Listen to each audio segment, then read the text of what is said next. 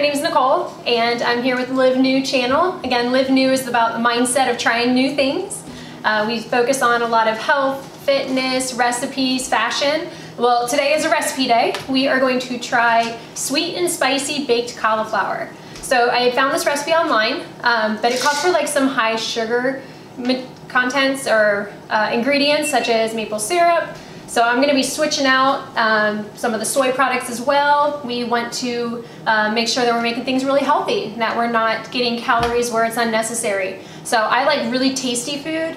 I want to make sure that it's healthy, but also tastes really good as well. So sweet and spicy baked cauliflower. We have the oven turned on to 400 degrees. I have my cauliflower all ready to go. So I had a head of cauliflower that I just chopped up into florets. It called for 4 cups. So actually a head of cauliflower, found out today, makes 8 cups. So we're gonna start off and we're gonna end up doing 2 batches, but I'm gonna go with the 4 cups as the recipe originally calls for.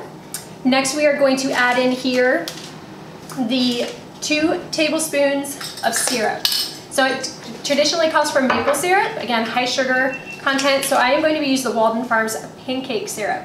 And so we're gonna do here 2 tablespoons. Put that in there, and of course we're going to mix it up in a moment, so it's okay just for it to go right on top. Okay, got that. Next I'm going to go with 2 tablespoons of Sriracha. Here comes our spicy part. So open this up here. Gonna get 2 tablespoons full. This would be hot if you put that in just like that. Or just in your mouth like that would be very hot. So put this in. Add another tablespoon, and here we go. I'm using a little half teaspoon here to get it out of the tablespoon. Next we're gonna do, so originally called for olive oil, 2 tablespoons, but I always cook with broth instead. So depending on the recipe, I either use beef broth, chicken broth, or vegetable broth. So in this case, I'm just gonna go with chicken because, you know, actually I have a recipe that I'm gonna do next that also calls for it, and I don't wanna open up something unnecessarily. So I'm just going to end up using the same spoon I did. It doesn't matter. It's all going to be mixed together. So pour in here 2 tablespoons full of chicken broth, and let's just get a little bit of moisture to it. Okay. Now we're going to add in a half a tablespoon of liquid amino acids. The recipe calls originally for soy sauce, so I'm going to add in liquid aminos instead. So half a tablespoon here. Perfect. Dump that in. And then the last thing is half a teaspoon of salt. Or I'm sorry, half a teaspoon of pepper. And that's salt.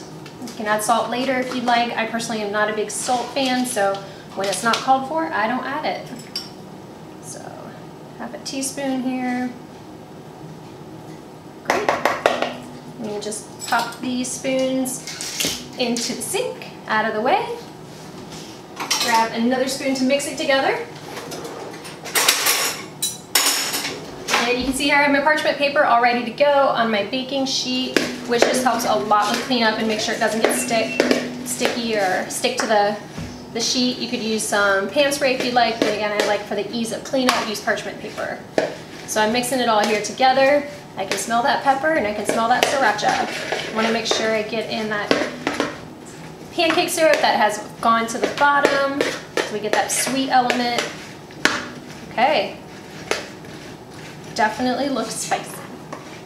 Now I'm going to put on here. Now when baking cauliflower, one thing in the oven you want to make sure is that it's nice and spread apart, because if it's too close together it'll get like steamy, and so the texture isn't quite what we would want it to be. So we'll spread it apart here. Perfect. So it's nice, evenly spaced out. I'm going to pop it in the oven, approximately 30 minutes. We'll set the timer and then we'll taste test.